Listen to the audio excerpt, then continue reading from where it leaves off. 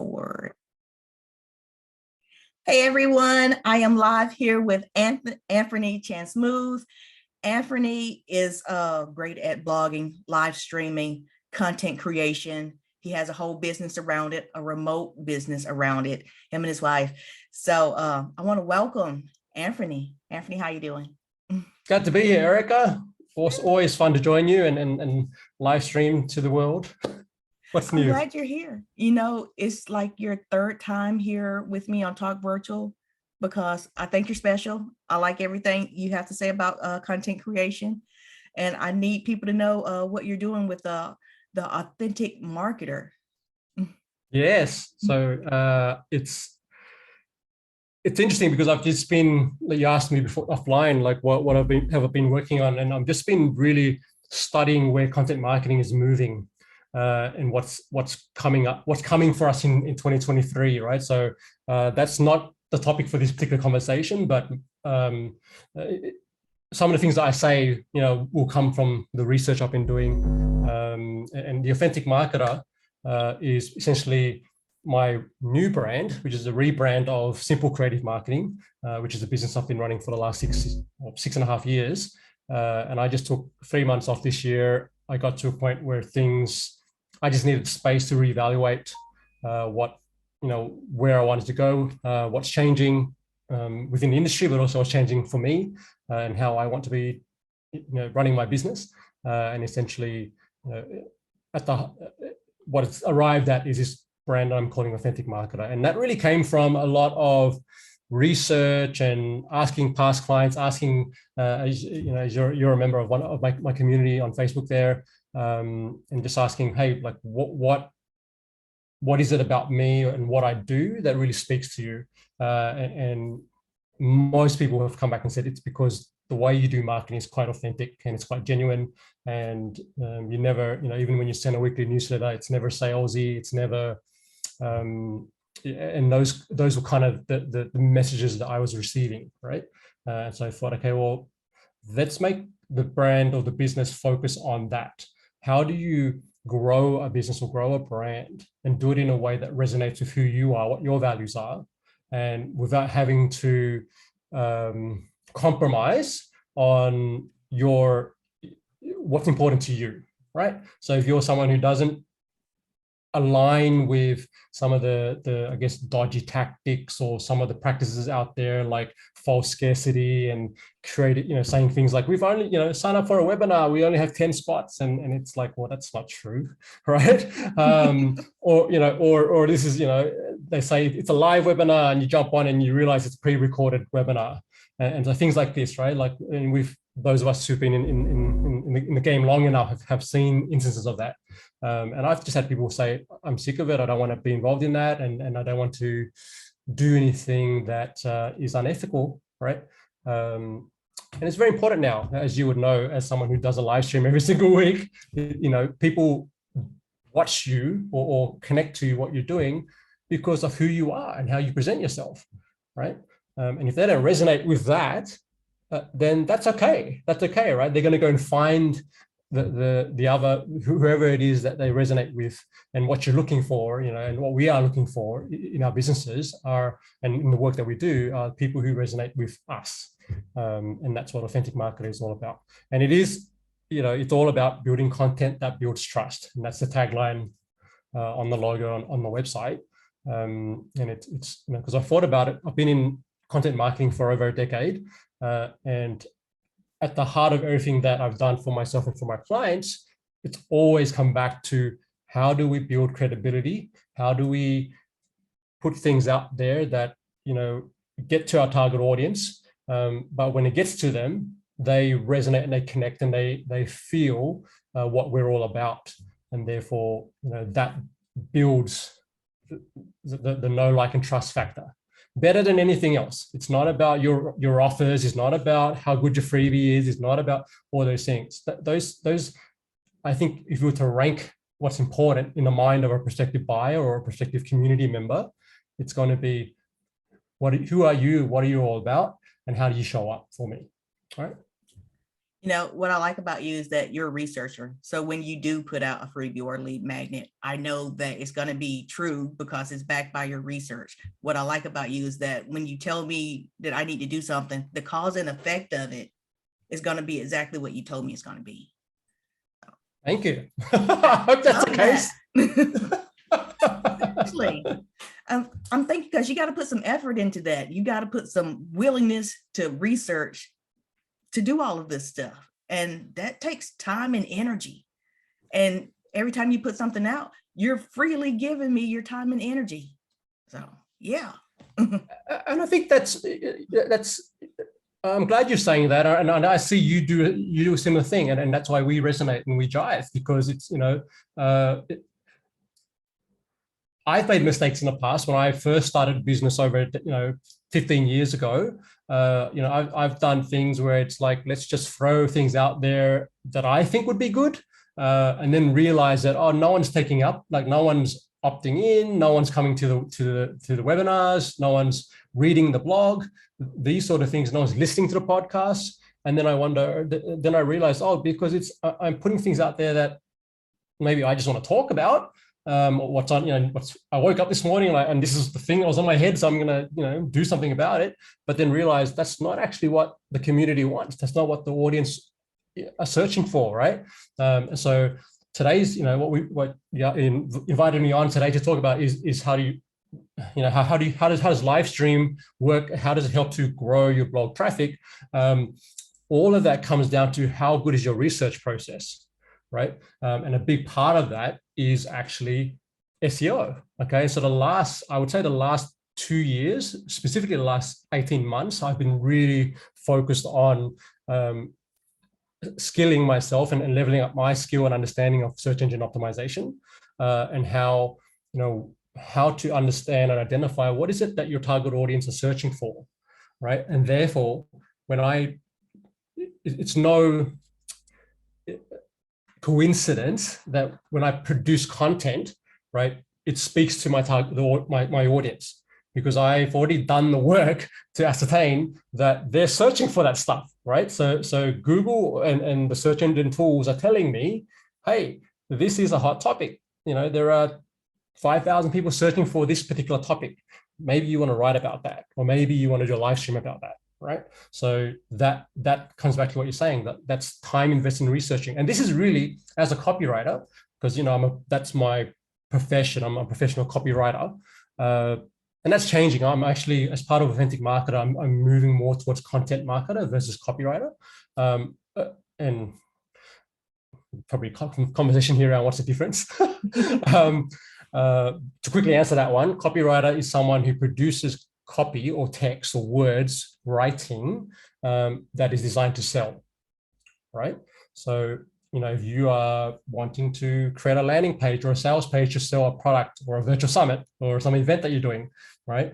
And then, you ideally want to have copywriting skills, if not hire or work with a copywriter who can then really apply psychology and or they've done in their research process to then create what's called a high converting landing page or high converting offer, right? A content writer or content marketer, on the other hand, is more focused around producing content, which can be anything that we've spoken about. It can be a live stream, it can be a podcast, it can be a video that goes to YouTube or wherever it is. It can be, literally a social media post is content. It could be a case study, something that I've been raving on about for years now. Yes. That's all content, right? It could be literally you posting something inside a community that you're a member of. That's still content, right? So content marketers are focused on how do you then put out messaging like that, that connects to the audience, and the end result isn't always necessary that they buy something from you. Okay, it can be brand awareness. It can be, hey, we care about a particular issue, or we, within the economy, within our environment, within our communities, and we just want people to know about that, and we want them to join in our cause, right? That's now when you get to the actual offer, then that's where the copywriter will come in, right? But there is a distinction between the two. I like that. I was wondering when you did change the name of your business, was that a pivot? Because I know I think you still are about case studies, because once you're a researcher, you can't really stop. At least I can't stop. So Yeah. Yeah, so absolutely. So it is a pivot in the sense that, and I wrote an article about this, why the rebrand, what was the motivation behind it. And I just felt it was time, after 6.5 years, it was time for a refresh in identity. I had changed, evolved in my philosophy around marketing, around my work, and some of the things that I was known for, previously, as I mentioned, I'm shifting away from being a copywriter. Like that's I still do that and apply those skills for some clients, but I'm not going out there saying, "Hey, I'm a copywriter." Like that's I'm shifting more into, my focus is more on content marketing and being a content marketer, specifically to help businesses and brands build content or create content that builds trust, right? And that, like, we mentioned lead magnets. Lead magnets are assets that you create, digital assets, that your goal here is to build trust, right? Your goal is to offer something valuable in exchange for an email address or a phone number or whatever it is, right? For them to join your Facebook group, whatever that the exchange is. But your goal there is not immediately to say, "Hey, buy my thing." The goal is, okay, I'm going to give you value and I want to invite you to my party, right? Once you're in my world, okay, now I'm going to add more value, right? And help you understand, what we're all about, and then build a relationship with you over time. And at some point, yes, I may present offers to you, but, I just want you to be a part of the community because I think you're awesome. And I'm going to learn about what you do, and I'm going to try and help you and support you in whatever way you can. Like, there are people in my community. We have, I used to be, at its peak was around, close to 1,000 members, and I cut it cold. I spent time spring cleaning, so to speak. And it's reduced down to like 200 members now. And I periodically go through and clean it, removing active members and whatever. And I haven't accepted anyone new for 6 months. And that's because I really just want to focus on people who are already in there, and just, have these kind of conversations where I'm like, "What are you doing, Erica? Is there anything I can do to help you? Is there any way I can support you?" And I'm having these conversations with other members in the group as well, right? And that's really focused on, what I'm saying is adding value to the people who've already said, "Hey, I like what you're about, and I want to stay in touch," right? And this is where I mentioned at the beginning of this conversation, trends for 2023. We're moving away from massive groups, right? So it's not about having 10,000 followers and 1,000 people in your group and these sort of things, into small micro groups where you can, and you've already been doing this with your mastermind, right? Where you literally just focus on 10 people, right? Or 20 people or 50 people, and serve them really well, right? Because once you do that, something magic happens, right? Because then they start inviting their people into your group. They start referring you and what your services to people that they know, right? And one thing I've been pushing against now, my newsletter goes out tomorrow, which will hit your inbox because you're subscribed to it. The topic is a strategy that basically is a direct response to the myth that word of mouth is a bad way to build a business, right? So you may have heard, over the years, and from other marketers, whoever it might be, who's saying, "Oh, word of mouth, you can't really build a sustainable business with word of mouth," right? And I'm here to say that's rubbish, right? And I would say word of mouth is time and time and again. I've interviewed now close to 100 people on my podcast, which is currently on hiatus. But every time I've asked the guest, how did they build their business? Guess what the answer was? what was it? Word of mouth, right? It always started with, it always starts with, I did a service for somebody, often for free, right? And then in exchange, I got case studies or testimonials, or I got referrals, right? And they just kept on doing that. And then guess what? The business grew over time, right? No one said I started off with $10,000 on Facebook ads. Like, not one person said that, right? And now there is a stage of business where you get to where, okay, maybe you're doing, maybe $500,000 a year in revenue or whatever it might be, and you've got the budget to run those Facebook ads, okay? And it makes sense to do that when you're at that scale stage. But when you're at the startup stage, it's not necessary. Right. So let's bring all this back to the topic of blogging and why I'm so big on blogging in 2022, moving into 2023 in a few months' time. Right. So when you are a small business, right, one of your biggest challenges is budget. You don't have massive marketing budgets. You don't have, most of us don't have thousands of dollars, tens of thousands of dollars to run ads, right? And so we need to get creative and look at, okay, well, what's available to us? Okay, typically there's social media. You can sign up for a Facebook account or a Twitter account or a TikTok account for free. It doesn't cost you anything. LinkedIn, right? And so you get onto those platforms and you post and you connect and you do those sort of things. The problem with social media, as you might have seen, has been all the platforms other than TikTok, but I'm no expert in TikTok. I'm just saying that's what I'm seeing this year. All the other platforms, IG, Facebook, I won't even get into Twitter. Twitter's a mess. LinkedIn. LinkedIn's been better, actually, one of the better ones for the last couple of years. But the main issue has been most of them have moved to what's called the pay-to-play model, which means that if you're posting, on your feed, the reach has reduced significantly. Okay, to the point where if you have a business page on Facebook and you're posting content on there, it's only something like 2% of your followers are going to see your post at any point in time, right? Yeah. Unless you decide to put money into ads. But the problem with doing that is now you're competing with big businesses, which is really who Facebook is going after, like companies that can afford millions of dollars in ads, right? Ad spend. You're competing with them, right? And guess who's going to win? It's going to be the people or the businesses that have the bigger budgets, right? And so that's become harder, right? IG got bought out by Facebook, right? Same problem. Like I said, the exceptions this year have been LinkedIn, and even though LinkedIn has a ads platform, but again, they're targeting SMEs, larger companies, right? Again, with $1 million budgets, multi-millions of dollars of budgets, and a lot of us aren't running LinkedIn ads. It's just too expensive. Yeah. Okay?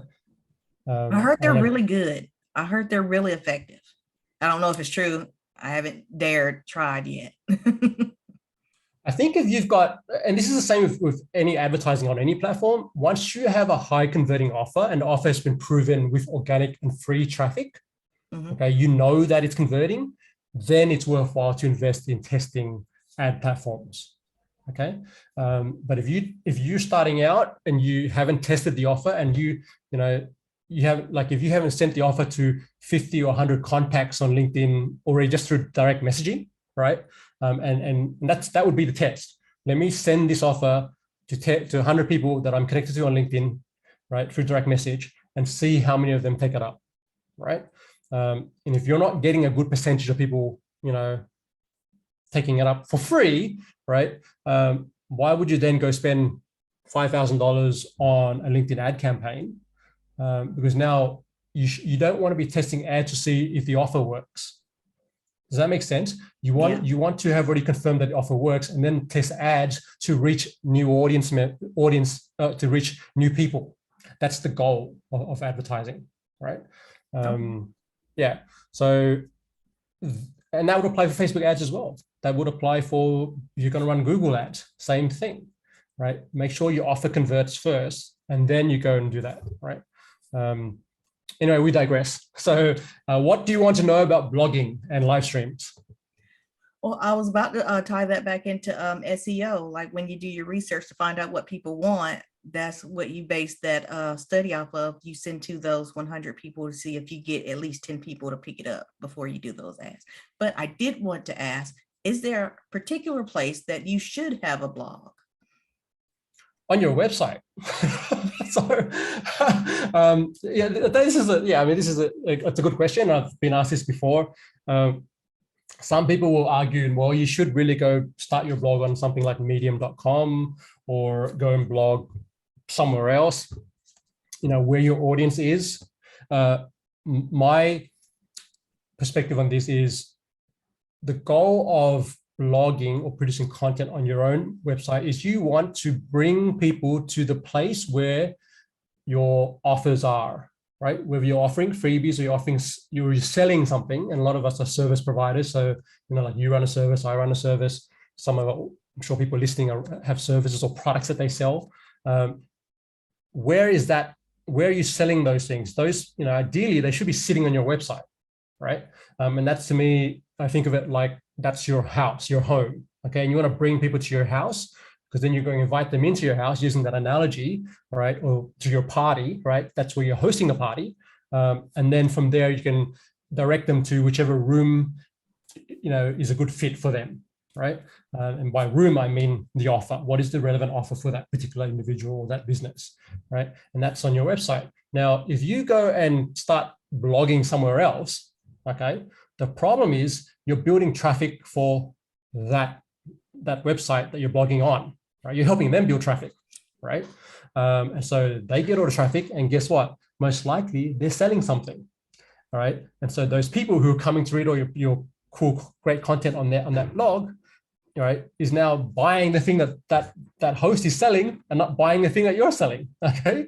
And you see the problem there, right? Yeah.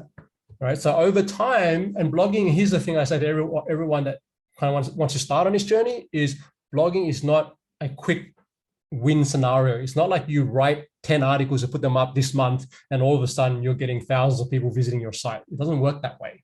Okay. You need to understand that typically for most new websites, right, or new blogs, it takes about 6 months for content that or blog posts or articles that you publish to be it's referred to as the Google sandbox, which basically it's think of it as a time where Google is looking at your site and looking at your content and then comparing it to all these other sites on the internet in your for the same type of content, same topics, and then it's ranking them against each other, right? And that usually takes around 6 months to sometimes even 12 months. It depends on a few. There's multiple factors here. But what I would say is, keep that in mind. So, and it's a long game. You're playing. Blogging is not. If you're starting a business and you've got something to sell and you need money right now, right? Blogging is not the solution. Okay, so that's where I would say you probably need to invest in ads.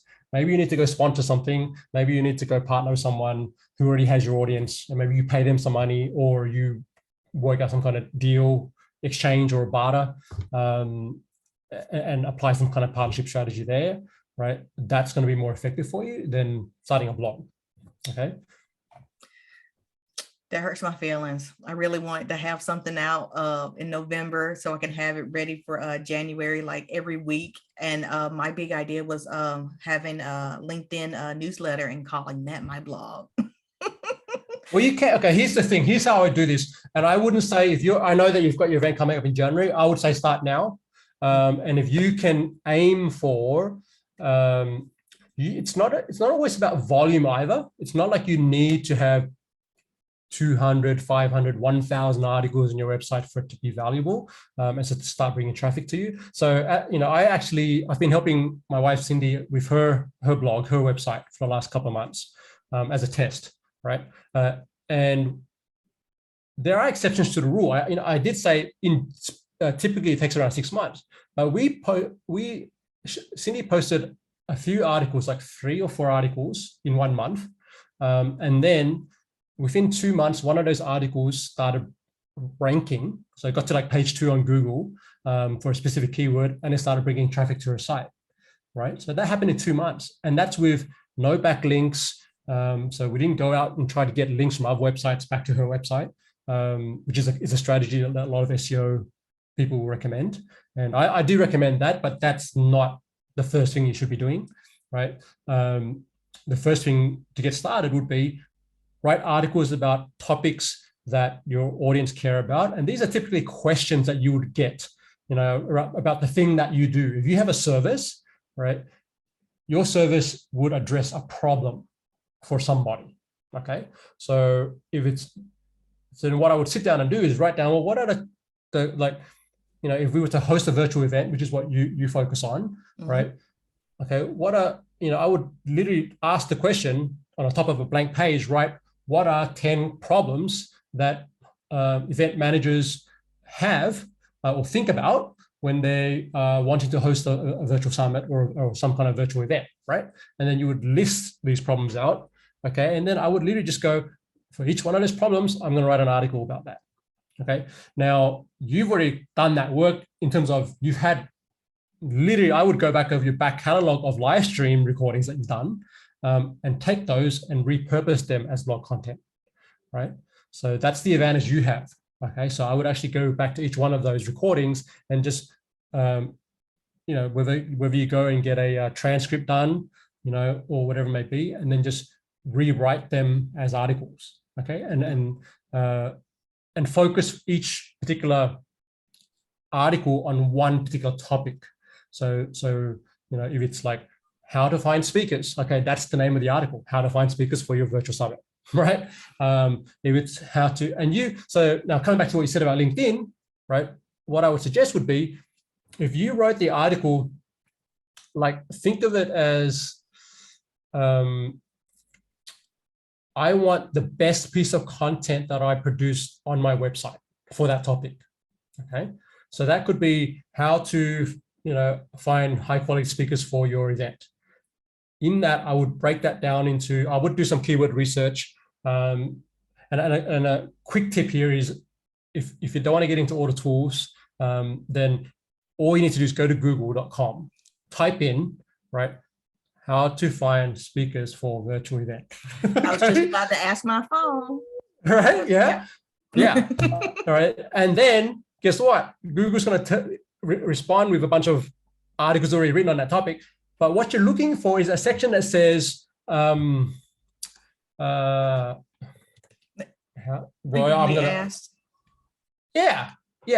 underneath people, it's got this section that says people also ask, right? And then there's a list of 4 questions. And then if you click on one of those to open it up, it's going to add another 4 questions. And you basically grab the first 10 or 20, okay? Those questions become, right, part of that article that you're going to write on your website, okay? And so those, because now you're not guessing what people are asking for. Google is literally telling you this is what people are typing into Google. And so your article needs to answer these questions, okay? So you do that, and then now you've got an article on your website. Now, how do you tie it to LinkedIn? So what I would do is, instead of copying and pasting the entire article, you might have, let's say 1,000 words in that article, right? Or 750 words. I would say at a minimum, try and aim for 750, right? Short articles where they're like 500 words or 300 words don't do so well anymore. They used to work maybe 10, 15 years ago. But now there's so much content online that Google wants to provide the best content for specific things that people are searching for, right? And you got to think of it this way. The way that Google prioritizes content, it's basically saying, right, if someone types in how to find great speakers for my event, right, those first 10 results or whatever it is that come on that first search result page, right, need to answer that question in depth, right? So it has to go into, okay, give me 5 or 10 different ways to find speakers, right? Not just like a paragraph that says, okay, well, you just go to LinkedIn, right? Like that's not, when you're looking at other people's content and they're literally saying, well, here are 20 different ways you can find speakers, right? And if you just answer in a short paragraph, Google's going to look at that and say, well, this content isn't really as in-depth as this other one. And the assumption is the more in-depth one is going to be more valuable, right? So you write your article, And that in that you might have, okay, here are 5 ways that you found speakers. Now, where you have an advantage, Eric, is you've done this. You've actually gone and found speakers like myself and others to come onto your show, right? And so you can actually share real stories of things you've done and people you found. And you can, the nice thing is you can actually link the interviews or embed the interviews into that article because you've got the actual content. You've done the research by actually doing the thing, right? So that's an advantage over others who haven't done that, right? Now, what I like would do that is, idea about putting in the real stories and linking the video back. I like that. Right. And then I would then go to LinkedIn and I would do an abbreviated version of that. So I would say, okay, if in your article, which is 1,000 words, maybe I take the first 250 words and I turn that into a LinkedIn article. Or I might summarize the long form article on my website, right? And do a summary and put that onto LinkedIn as a newsletter, right? Or I might take one section and put it on LinkedIn for my LinkedIn newsletter. And then guess what I'm doing? At the bottom of that LinkedIn newsletter, I'm linking it back to my blog, to the full article on my website, okay? Because the goal is, yes, you want to add value to the people, your audience on LinkedIn, okay? And you want to give enough value to them that they're not feeling like, oh, you're just trying to send me to your website, okay? Because no one really likes that experience. LinkedIn certainly doesn't like that experience, which is why the LinkedIn algorithm actually deprioritizes any post, LinkedIn feed posts, which are links to articles off LinkedIn, right?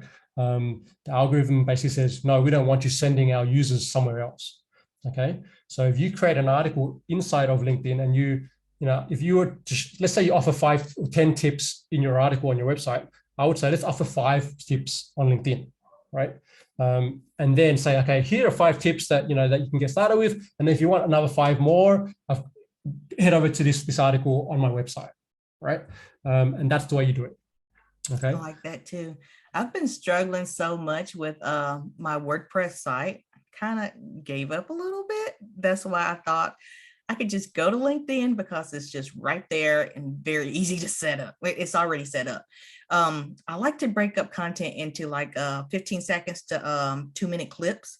And I use those transcripts as a blog. I don't have a blog. Right now it's just sitting in my phrase account. They're just sitting there. But I haven't added those personal stories. That's why I really like your suggestion. It is so easy to build up a following of connections on LinkedIn than it is anywhere else also. But yeah, I haven't thought about only putting a few of those, 3 of those outlines on LinkedIn and telling them to go somewhere else. Now here's the challenge and the problem with just building your audience on LinkedIn, right? Yes, you build your connections there. That's awesome, right? Now, if one day, knock on wood, doesn't happen to you, but it happened to me, your account gets suspended for whatever reason, right? I literally lost 5,000 contacts overnight. 10 years worth of work, 10 years worth of content that I put on LinkedIn, and I can't get any of that back, right? And not because I did anything illegal or whatever it may be, literally just something happened that triggered an automation warning. They thought that I was automating some process and I wasn't, but they didn't, I'm not going to harp on about the situation, but essentially what that meant was all that content I put on there, disappeared, okay? And I was, in hindsight, I should have backed it up, whether it's in Google Docs or whatever, my Word docs, everything I posted on LinkedIn, I should have duplicated into a Google Doc or a Notion file somewhere as I was doing it, right? So if you haven't already done that, if you haven't done that, then you need to be doing that, okay? Because what if the platform goes away tomorrow, right? Like even if they don't suspend you, let's just say LinkedIn, for whatever reason, changed direction and they're no longer focused on what they're doing now, right? I don't see that happening really, but it happened on Facebook. Facebook changed the algorithm and said, okay, we're deprioritizing all these business pages and we're going to reduce organic reach from 20% to 2% overnight. And literally businesses went out of business overnight because they relied on that organic reach to get to their customers, right? So, and we know LinkedIn is always playing with the algorithm, right? So this is what I mean. So, articles don't have the same value that they did 5 or 10 years ago on LinkedIn, right? Now they're prioritizing. I mean, they've just launched the audio, the competitor product to Clubhouse, right, on LinkedIn, and they're really focusing on that. Let's see if we can get our users on audio conversations, right? The problem with audio conversations is once you record them, who's sitting there listening to audio conversations? Like that was the issue that Clubhouse had, was like, people would join these conversations, but then afterwards Clubhouse didn't have a way to, it was only later that they actually allowed you to record them and download these conversations. Mm-hmm. But again, not everyone wants to listen to audio content. Some people just want to read things, they're scrolling, they're sitting on a train or on a bus and they just, having a break at lunch and they're just like, I just want to scroll on my thing. I don't want to listen to an audio, right? Or I don't want to watch a video. Okay, so that's just my warning around prioritizing LinkedIn as a place to grow your blog and your newsletter, right? So what I'd be always looking at doing is, yes, I can use that while the attention is there to build that, as you're saying, that's great. Just have a way somewhere in each piece that you put out to send people back to your website, right? Or to offer some kind of valuable lead magnet where now they go over to sign up for your lead magnet, and now they're on your email list. Okay, because that's where you have the control of your audience, right? Because it doesn't matter if Facebook disappears, doesn't matter if TikTok is the next big thing or something else comes out next year that's even better, right? Because if you have your own newsletter with your own audience, these are people who've said to you, hey, Erica, I like what you're doing. I trust you enough. I like that valuable freebie you've given me, and I want to receive regular updates from you, right? And I'm not going to bother about my social media feeds because I'm already getting inundated with the feed scroll so much. Or, I've just had enough off Facebook and I don't want to deal with their crap anymore and privacy issues and those other things going on there. So yeah, just be careful with living and breathing everything, your business on social media, right? So that's what my message to people: work on building the blog now. Even if you're just starting off with one blog post per month, that's fine. Okay. But at the stage of business where you're at, where you're doing weekly live streams, start repurposing them. Even if you let's just do like a show notes page. Here are the highlights from the live stream. This is a bio of the guest. Here were some of the resources that were mentioned, and here's an embed of the actual interview, the video that recording, right? At a minimum, that's what you need to be doing. Okay. Since I'm struggling so much with WordPress, I'm wondering if I can get away with this using Book Like a Boss.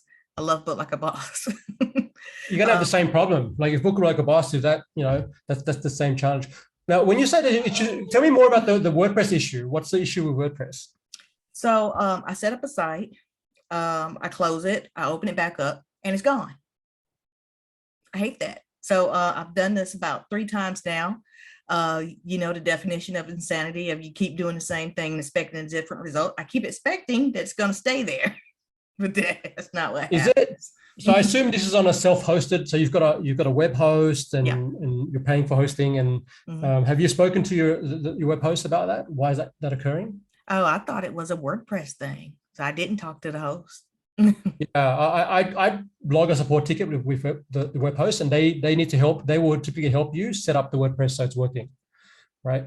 So that would be your next move.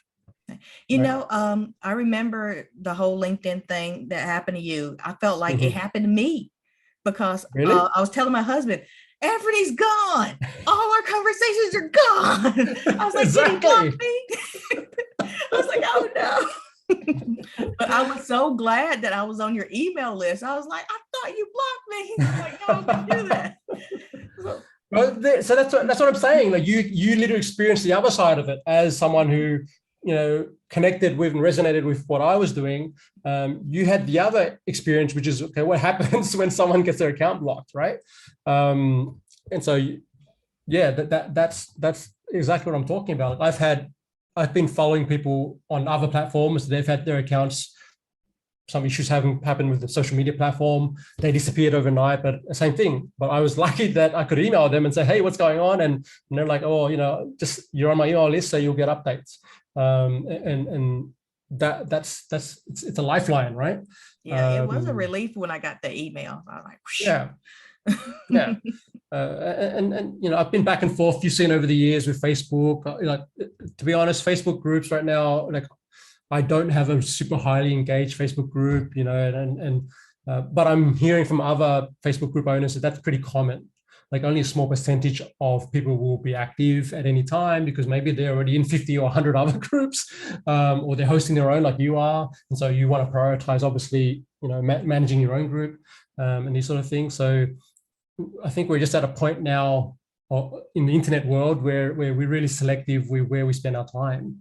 And we you know, we're running a business. We don't have time to be active in 20 different groups at the same time, right? So, and I really value Erica for just, you know, jumping in once in a while and saying, hey, like, you know, you'll comment on things in the group, and other people seeing that and they're responding, right? So anyway, yeah, that's the whole rant about LinkedIn. So I just started. I mean, do it. Yeah, absolutely do it. I'm not saying don't do it. LinkedIn newsletter. You've got a great audience there. You're doing your live streams there, and you can tie them together. Just what I would add to what you're doing is, okay, let me work out a way where I can start sending people back to my website. Okay, because you're going to start seeing a percentage of those people reading your stuff or watching your videos on LinkedIn who are going to click through and come to your site. And when they're on your site, now they're going to learn more things about what you do, and they'll be like, oh, okay, you know, maybe you've got this virtual summit, management kit or something that you offer, and people be like, okay, let me sign up for that, or and that's a nice way to get people to continue their experience of you, right? So they watch you interviewing someone, and then they go, okay, let me. At the end of your interview or during your interview, you might say, hey, by the way, you know, if you like this Talk Virtual episode, you know, I've got some bonus resources for you here. Go to this link, and that you send them to somewhere, you know, somewhere where they sign up for something, and then you're just continuing the relationship. Now you're building a relationship off LinkedIn, and not relying on LinkedIn to be the gatekeeper. I can see that. I mean, you've been on the show 3 times. You've dropped knowledge every time. I've learned something from you every time. I'm sure other people will too. That could be a lead magnet. Just me sharing Anfernee with everybody else.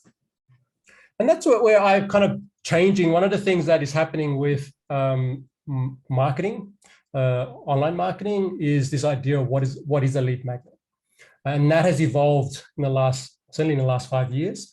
And where there's a piece I wrote or published a few weeks ago, which talks about why you need to be giving away free content, and how do you do it in a way that, or how do you do it the right way? Because you know, some people struggle with, maybe they've been doing live streams for 6 months or a year consistently, and they're like, well, is this really contributing to building my business? Am I getting sales from it? You know, because it's as you know full well, it's a massive time investment. It's an energy investment. You've got to show up. It's all the pre-work you need to do beforehand. It's the post-work you need to do after. It's not just, you know, people just assume you just hit record, you get a guest on, and you speak for an hour, and that's it. No, like, it's never that. And you know, you're preparing for this event in January, and that's a huge undertaking. Right. Now you're an expert, so you are going to condense the process, you know, and systemize it in a way that a newbie wouldn't be able to do. But even then, it's still going to have some level of effort on your part to do it, and some level of investment, whether it's software, whether it's time, people, whatever it is, right? And so, yeah. So when you're doing live streams, like, I want to come back to the topic of live streams and blogging. Live streams are really, they're great free content, right? They can be valuable, but not everyone's going to want to sit and listen to a 30-minute or a 60-minute interview. Okay, especially if, like, they're just busy with work or they're busy with life. Okay, so when you can do a summary of that live stream, like I suggested to you, if you could just summarize it and go, okay, here were the 5 key things we talked about in the interview, and here's some quotes from the interview, and that, you know, they literally can be taken from a transcript, and you know, here's a summary. maybe you create a nice Canva, a visual in Canva, which is just literally just the 5 points, with your logo on it and an image. That's the kind of stuff that you can then put onto your IG. You can put it on Facebook. You can put it on LinkedIn and say, well, here's the summary of the conversation, which is valuable in its own because you've just saved people a whole bunch of time. And then you say, okay, well, if you want, but this is just a summary. If you want the actual context and the depth of the conversation and how do you use this, click here and listen to the interview, right? Or watch the interview, okay? And then during the interview, you basically say, okay, well, thanks for listening to the interview. As a bonus for spending your time with us today, okay, I'm going to give you something really cool for showing up today, or even for listening to this episode. Right? Here's some bonus resources from our guest speaker or from you, Erica, right? Whatever it may be. And so that's how we continue to pass value on. And we're getting to a point in the internet evolution, I suppose, or content marketing, to a point where it's not enough now to just sell the live stream as the free valuable thing, right? Now we're at a point where people, and lead magnets specifically, typically it used to be, let me create this 20-page ebook or 50-page or 100-page report, and offer it to you behind an opt-in box. You're gonna have to give me your name, email address. Sometimes you have to fill out some survey questions, maybe tell us about the size of your business and all these other things, right? HubSpot do that really well. And so if you, Agora Pulse is another one, Mike's company. They have a ton of resources, which are awesome. But what you start to notice is now they're switching over to what used to be a lead magnet. They're removing the opt-in box. They're basically saying, we're just going to give it to you, right? Because we want you to have the value, the experience of having tremendous value up front, right? And we want you to feel like, man, this is so good. Like, this is good enough to be a lead magnet that I would give you my email address for. Because now what have you just done? You've just created credibility and trust in an instant, right? Yeah. Because if you're so good that you're giving this stuff away that someone else is charging for, right? Then I want to know what's behind the box, like what's behind the door. Okay. So, and that's where we are right now, because everyone is putting up these lead magnets. Everyone's doing like the same kind of strategies. So who's standing out when everyone's saying, to get my content, you have to opt in? And one business person comes along and says, well, if you want that content, I'm giving it to you for free, right? Who's going to stand out more, right? Now, you may be thinking, but Anf, do I have to give everything away for free? That's not what I'm saying, okay? What I'm saying is there is a way that you can share valuable information, and then maybe you teach the strategy, or you show you explain the why and the what, right? So you explain why it's important to run virtual events, or why it's important to have a strategy before you run a virtual event.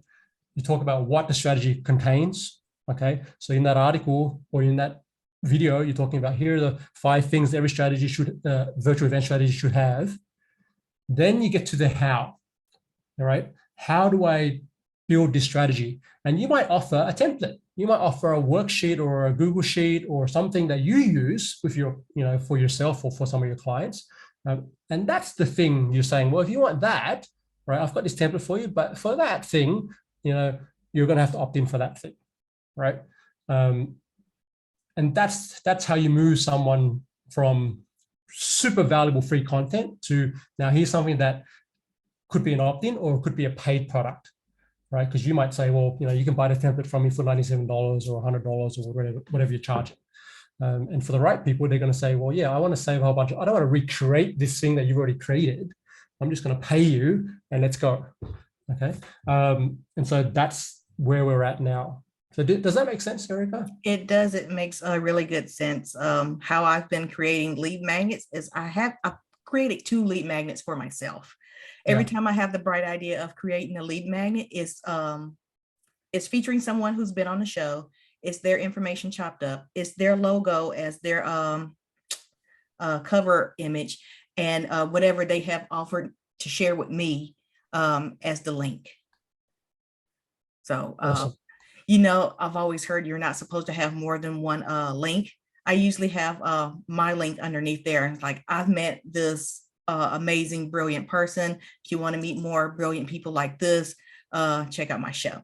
So it's like my part is like a little afterthought maybe, but I feel like I meet such amazing people. Why not come and see more people like them?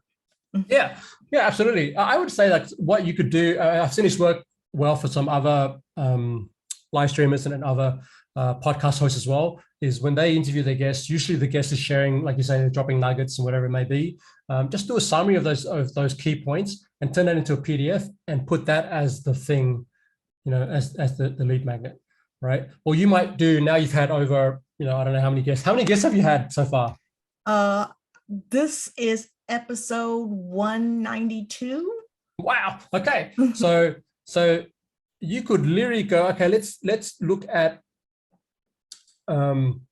let's summarize or find one great tip from each of the 192 episodes, right? Or even look at the top 20 episodes, right? And so okay, here were the top 20 episodes, and here is a summary of the best tips from those top 20 episodes, if you don't want to do all 192, because that's a lot of work. So and that you would then offer that as your freebie, right?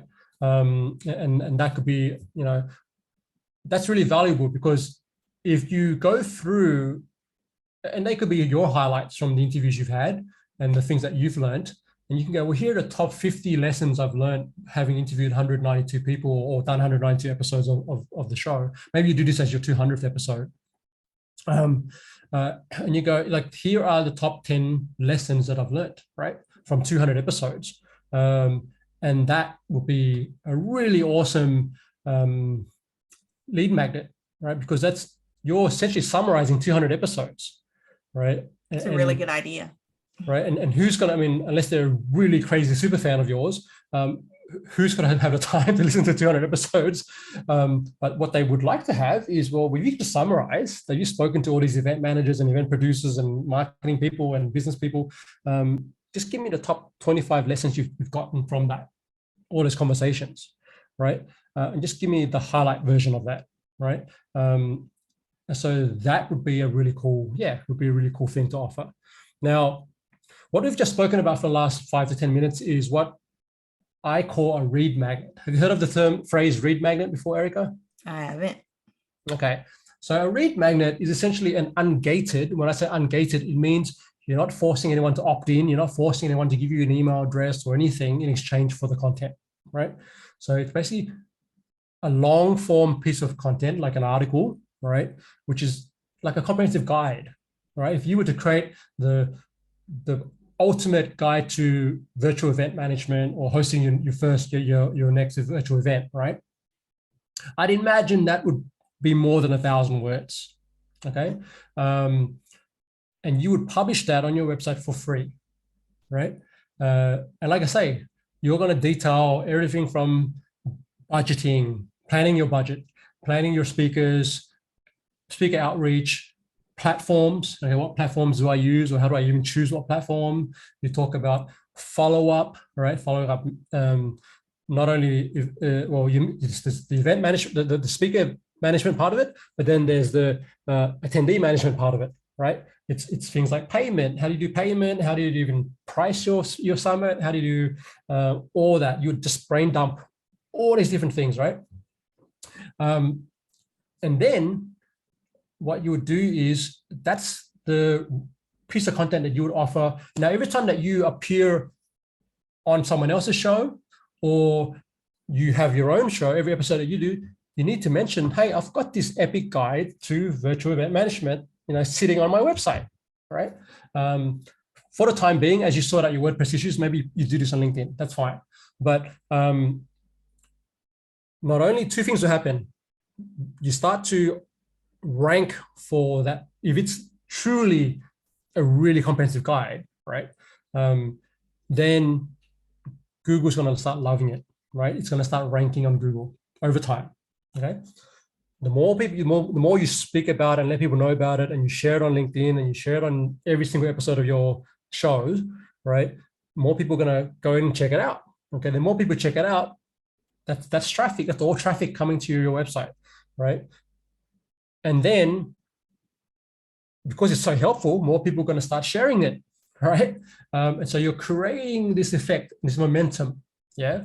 Now on the page itself, right, you're going to offer, okay, well, here's like everything you need to know about hosting a virtual event, a successful one, right?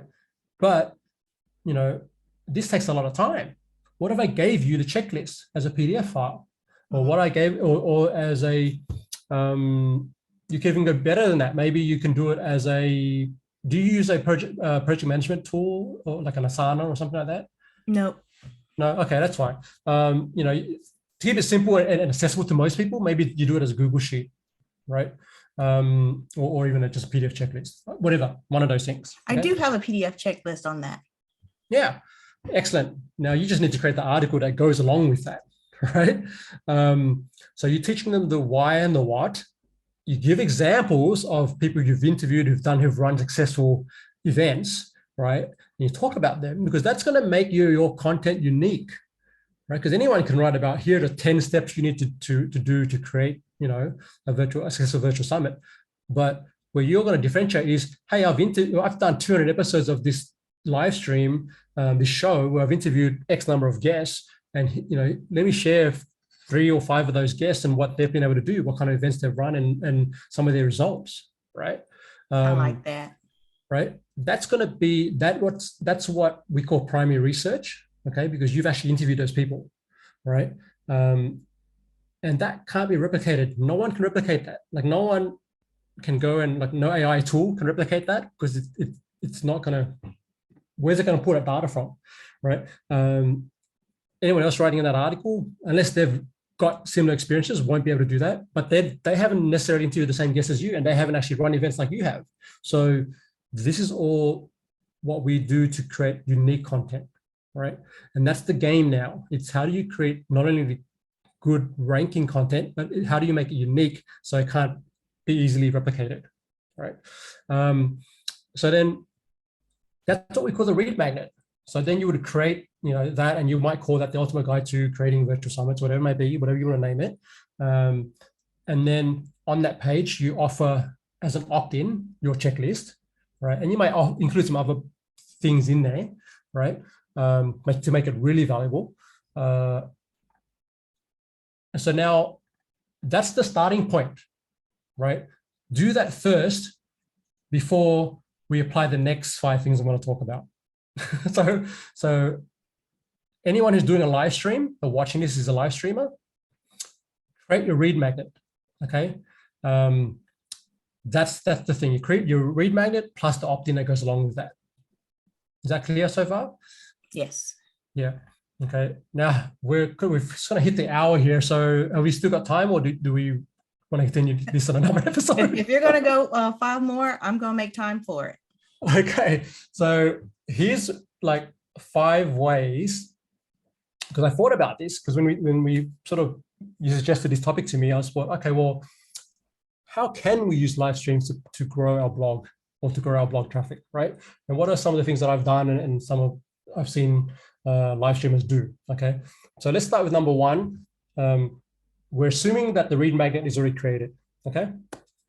Because when you then start live streaming or appearing as a guest on other people's live streams, right, you want to have a way to connect the live stream, right, to bringing people back to your website, okay? And that read magnet is the connection point. It's the bridge between their house to your house. Does that make sense, right? Yeah. Now we go step 1, or one thing we can do to promote our blog or our articles on our website is to go live on social media, which is what what you've been amazing at, right? Your chosen place is YouTube. Is LinkedIn. I know you do YouTube and ours as well. And that's for me. For me, it's been Facebook Live and YouTube, right? I was approved to do LinkedIn Live, but obviously I'm no longer there. So for some people it's TikTok, for some people it's IG Live. right? For some people, it's maybe it's Clubhouse or Twitter, whatever it's called, right? But go live on social media, and when you're on social media, talk about your article. What's the latest article that you published, right? And walk people through that particular article, and maybe you summarize that article. Okay, so here's look, I just published a new article on the website. I'm not going to read the whole thing to you because that's going to be boring if I do that.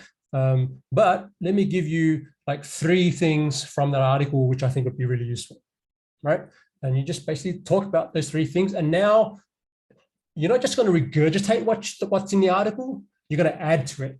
Okay, so you're going to say, okay, maybe here's a story of this particular thing that I'm sharing with you that I didn't mention in the article, but it just, you know, I'm going to share it because you're listening to my live stream, or you're watching my live stream, right? Or maybe you have a guest that's related to the article that you wrote about. You found someone who's actually an example of the thing you wrote about, and now you're interviewing them, and you're going, hey, like I just, I want to use the example we talked about earlier. If one of your topics was budgeting for how do you plan your budget for your next virtual summit or virtual event, what I would do is find a guest who's run a virtual event, who's willing to talk about how they plan their budget, right? And let's talk about that, right? And so, then you would have the guest, you talk about that particular thing and go, hey, by the way, budgeting is just one part of planning a virtual event. And I've got this, guide on virtual events on my website. Why don't you go check that out, right? So now you've basically added value in the live stream, right? Because you stream to social media, but you're also connecting people to that article that you've published, right? So that's number 1 strategy for promoting your blog or your articles on a live stream. Okay. Number 2, can we move on to number 2, or do you have a question? Go ahead. Okay. All right. Number 2 would be to collaborate with other live streamers. And this is what you're very great, you're amazing at doing. And this is what we're doing here, right? So you basically say, okay, well, what's a topic that would be interesting to our audience, right? And how can we partner with another live streamer who's been, who's kind of the expert in that field to come and talk about that, right? Now, I'm going to be a bit meta here. This is how I operate. So these 5 things that I'm sharing with you right now, I literally have an article sitting on my website which talks about the 5 things, right? We're going to share a link to that. Once I get through the 5, we'll share a link so people can go check that out, right?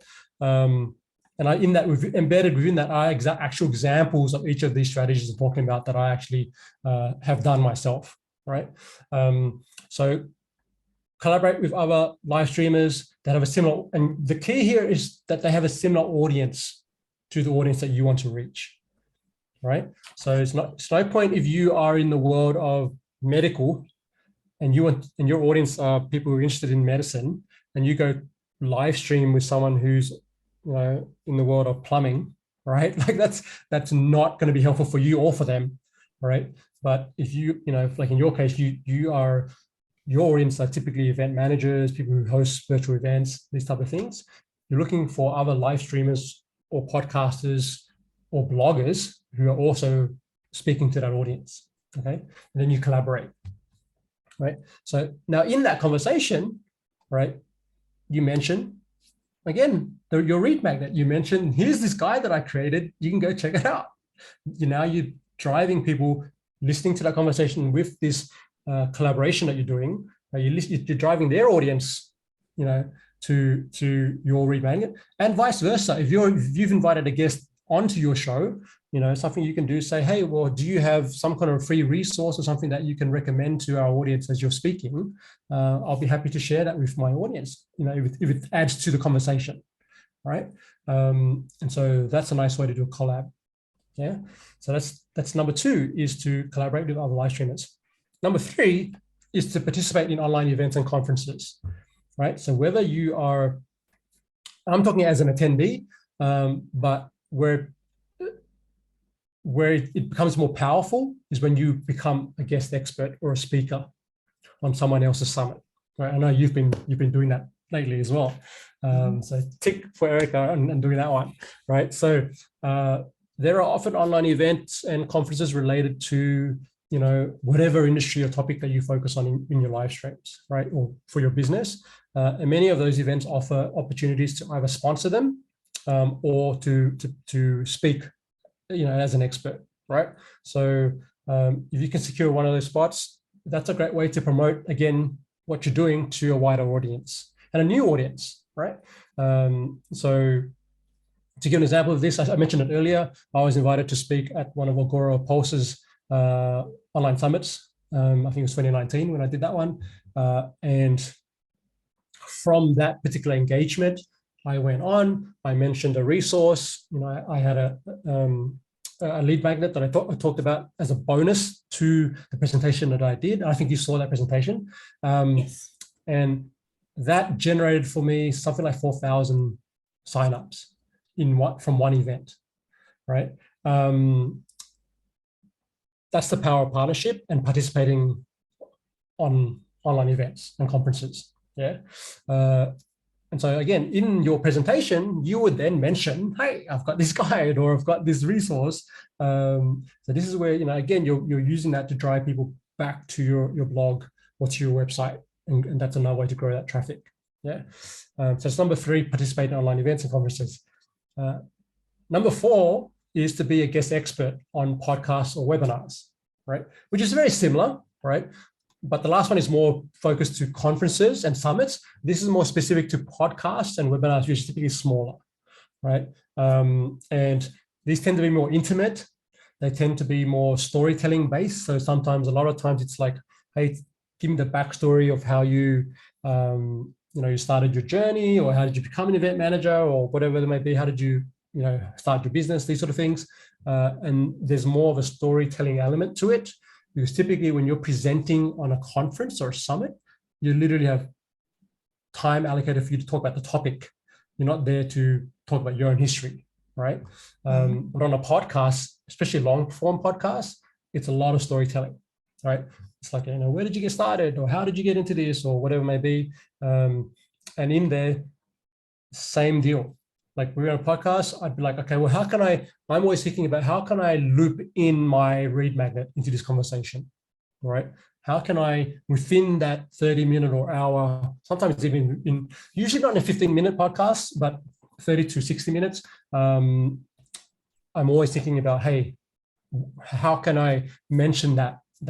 And if you've created a really good read magnet, which speaks to your expertise, like, you know, a guide to virtual events, then it just makes sense for you to mention it, because it's what you do, right? So it's not like you've created a guide to, like, being frugal and saving money on groceries, right? And you're now mentioning that on every interview you're doing, which has no relevance, right? So for me, it's like, I've got that guide to crafting compelling case studies, right? And it's you know, I made sure when I created it that it's one of the best online, right? Like, I literally spent like a lot of time researching what the competitors are doing. How can I make mine really good? And how can I embed within that all these interviews I've done with, like, businesses? Like, I had someone from HubSpot, I had people from some other, you know, well-known brands in our industry on my podcast, and I made sure I included those interviews in that guide, right? So that's been a good strategy for building my audience and growing traffic to my website, is to be a guest expert on podcasts and webinars, and to mention the read magnet, or to mention your articles in there. Final one, number 5, is host your own event or your own webinar series, which is exactly another one you're doing, Erica. And something that I started to do at sort of last year, and you had attended, I think, at least 1 or 2 of them, was I started to do the B2B podcast party live streams. And they were something that I looked at. Was one thing that was missing from my live streams were community events. How can I bring my community members together so they could network and learn more about each other, right? And it's not just about me and the guest, right? And literally, you know, if you remember the experience, you literally come on, you have a chance, you have a minute to pitch your business or what you're working on. And then you're also listening to these other people sharing what they're working on. You know, I did a teaching component at the beginning, and that usually went for like 20 minutes. And then the rest of the time was, I'm going to let you, who have come to the party, to share what you're doing, not only with each other, but also with my podcast audience, right? And that's a really good way to get these, to get your community engaged with each other, right? Because when you're the host of the party, you're also building what's called social capital. You're also building, you're creating the space for them to network and to share what they're doing and to have an audience. And that's also, would you say that's a valuable experience? Podcast party could have been a paid mastermind, could have been a paid membership, but it was definitely a mastermind and definitely worth paying for. So yes, it was a valuable experience. Okay. So, and if you remember, the way I set that up was I always mentioned a resource that I had created and was offering to people who were on the live stream with me, but also to my listeners who were listening to the recordings, right? So again, and I would and typically it would be some kind of article that was related to the topic of that particular episode, right? So if I was teaching lead magnets, guess what? I'm going to point everyone to an article that's sitting on my website, which is all about lead magnets, right? And that's how I was driving traffic from that particular type of live stream back to my blog. Yeah. And now I had already, that's a really good example actually of a like a free event that had, like you say, that literally could have been a paid mastermind. But I didn't, for the intention, what I wanted was, I didn't want to be paid mastermind because I wanted the community to engage. Every time I did one of those things, there were at least 2 or 3 new people that I hadn't met from my community who jumped onto those live streams, right? Obviously, we had regulars like you, Erica, and I think Cheryl came a couple of times, but there was always someone new, right? And I didn't want their first experience to be come to this thing that you have to pay for, but you don't know what I'm about, right? And so, because that's weird, right? Like I'm coming to this party and I'm paying for this party, but I don't know what I'm going to get. So I wanted them to experience that first. And then in the follow-up was when I invited them to, come to a paid coaching session, or, if I had continued, I might have offered a paid mastermind, right? But that's kind of the intention behind that. All right. So let's recap these 5 ways to promote your blog and grow your traffic with live streaming. 1 is to go live on social media and talk about one of your blog posts, or ideally your lead magnet. Number 2 is to collaborate with other live streamers on a joint live stream. Number 3 is to be an expert on a virtual conference or a summit. Number 4 is to be a guest expert on a podcast or a webinar. And number 5 is to host your own event or your own webinar series. That's how you do it.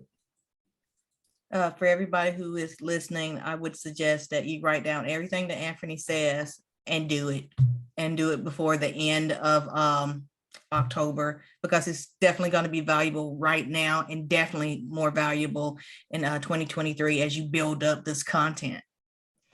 I want to share my screen and show you what Anfernee is offering with us. Let me move my Zoom stuff out the way.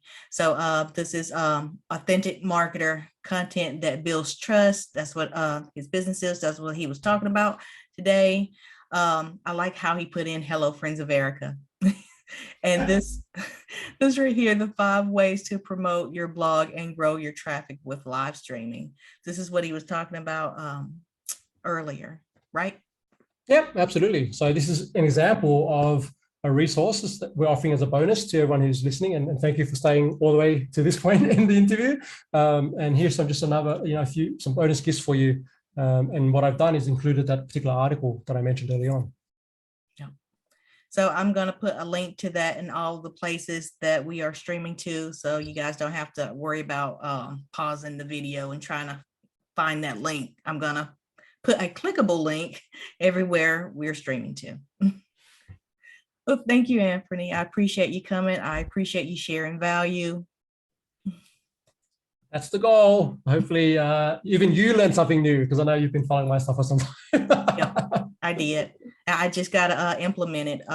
During the podcast party, she told me that I needed to plan for my live streams. I do that with Erica Bates with One Stream Live, but I don't really do that with Talk Virtual. And now I'm getting more known for Erica Bates with One Stream Live. And I really want to stick with virtual events. All right, all good. Well, thank you so much for having me on. It's getting late over here in Vietnam, but it's always been fun, and I love talking with you as always. All right. Well, thank you, Anfernee. Thanks, everyone.